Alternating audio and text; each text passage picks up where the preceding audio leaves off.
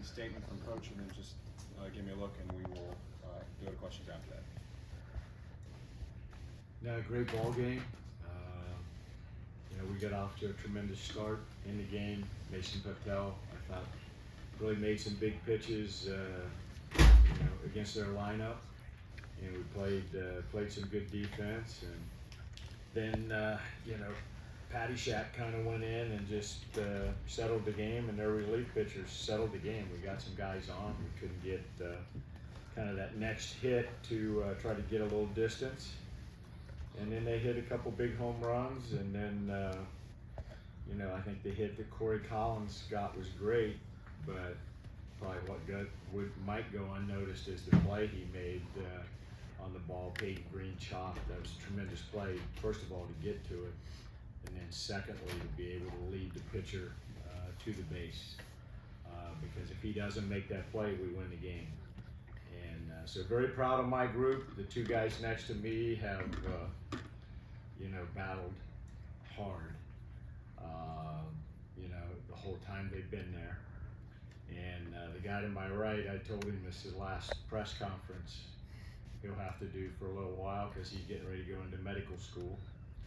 And then I think I may get the guy to my left back for one more year to play. But they've both been just great leaders, very instrumental in everything we do, and they're just tremendous people as well as baseball players. And so that's who I wanted to bring here to, like I said, the last press conference of the year. All right, we'll open up for questions. Ben, I know how much this program means to you. I mean, how much level of pride do you have for this team and how they fought? Yeah, absolutely. I've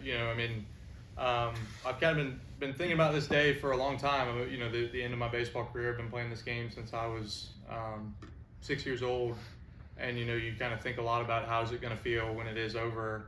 And I'll tell you, I haven't shed a tear. I really have no regrets about my career, about the choice that I made to come to Georgia Tech to play for Coach Hall, to play for Coach Ramsey, for Coach Taylor on the pitching staff side of things. And the thing that I will miss the absolute most about this game is my teammates, the countless guys that I've played with over the last 5 years.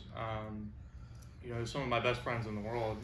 Geeser being one of those. I mean, the things that he and I have been through together as part of this program, coming in both as walk-ons, and then both missing entire seasons with injuries, to come back and then to be able to contribute the way we have the last 2 seasons and to both be named captains. I'm just proud of the kind of person that he is to get to be his friend and his brother, and for so many of the other guys that I've played with along the way, that's what I'll cherish, and that's what I'll always remember about this program is just the people, Chip. Danny, you've just been in so many of these games with Georgia that are, dramatic and stuff like that. Where does this one rank? Burris is up there with the bases loaded, no outs. You gotta like the game situation in that moment. It was, and he's had a tremendous year, and I said it earlier, like we had guys at the plate we'd like to have at the plate, and you got to give Leighton Finley some credit. We had his brother at Tech. It's a great family, and Leighton has been a big factor for them this year. So since he's almost part of the family, I'll give him some credit for getting those guys out. Questions?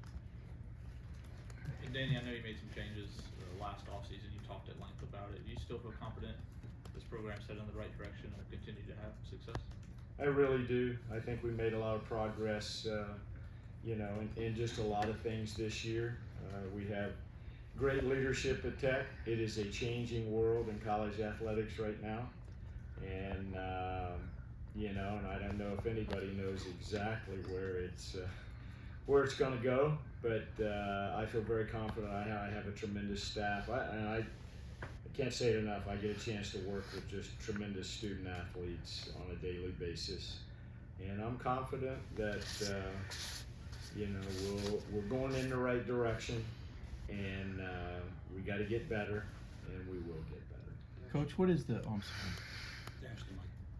John, had Zach Harris on the ropes a little bit, 5 runs in the first 2 innings, and then he kind of settled down from there. Kind of what did he do to kind of change his game around? I'm sorry, who had? About Zach Harris, the pitcher for Georgia. Oh yeah, I mean he was filling up the zone pretty well with his fastball and flipping and sliding. He just has a good fastball and kept us off balance. Yeah, for me, I feel like I had my best stuff all weekend. Definitely missed some fastballs that I could have hit from him. I think I caught a blooper out front on a slider, but yeah, he just pounded the zone well, and he went 100+ pitches. And that was big for them to save some of their guys because you know they were starting to run out of guys too. They had to bring Leighton back. He threw 80-something pitches in game 1. But yeah, so credit to him for sure. Thanks. Coach, obviously Charlie Condon's had a pretty special season here. What is the approach to pitching a guy like that? Not to pitch to him. I mean, we made a conscious decision. I mean, first of all, the year he's had is phenomenal. And so we just made a conscious decision that we didn't want him to beat us, but they have a great lineup. You know, they can hurt you a lot of different ways. Corey Collins has made, a big difference, I think, for them too. He's had a tremendous year. One guy I'd like to just point out that I don't have him in this press conference, but he's a senior. He had a great day-to-day, Dawson Brown. Threw 2 innings in the first game, and then we leaned on him to kind of come in and give us a chance in the 9th inning. He did a tremendous job, and he's thrown a lot of innings for us, and again, just outstanding pitcher and outstanding person. Yeah, John, offensively, probably wasn't the best weekend for you guys. Well, why do you think that was? Was it the approach of the opponent pitching, or just good pitching? Yeah, I mean, at this time of the year, anyone that can, win their conference tournament for, Wilmington or Army, they're gonna have good arms.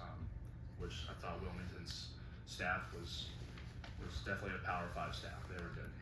And the Army guy we faced, he kept us really off balance with cutters, and they brought in some couple guys with some good fastballs.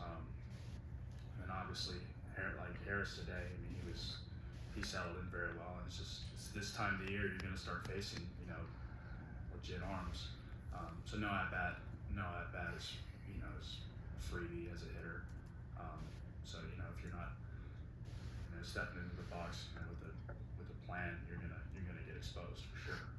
Which I don't think we definitely had a plan, but it's just facing good competition this time of the year. That's definitely what I think it is. Danny, how do you think NC State might match up with Georgia in the next round? We played them the first weekend, and we played outstanding baseball that weekend. We were able to sweep them. I think they have really good arms.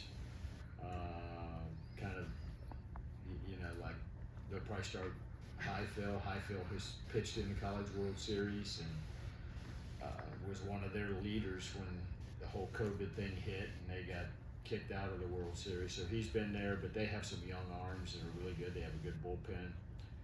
And they have some older guys that they got as transfers that have had tremendous years for them. So, it'll be a great matchup. I think this time of year, there's going to be 16 teams left, and all 16 of them probably have a chance to go. And, you look, this is SEC country, so nobody probably thought Arkansas would lose. And they're not. And you can say that all over the country. I think there's just a lot of good teams. And to Goose's point, everybody's got some pretty good arms this time of year, and it comes down to making the pitches and plays and who can get the hits. But, this is, they have a great lineup. They're going to be hard to navigate.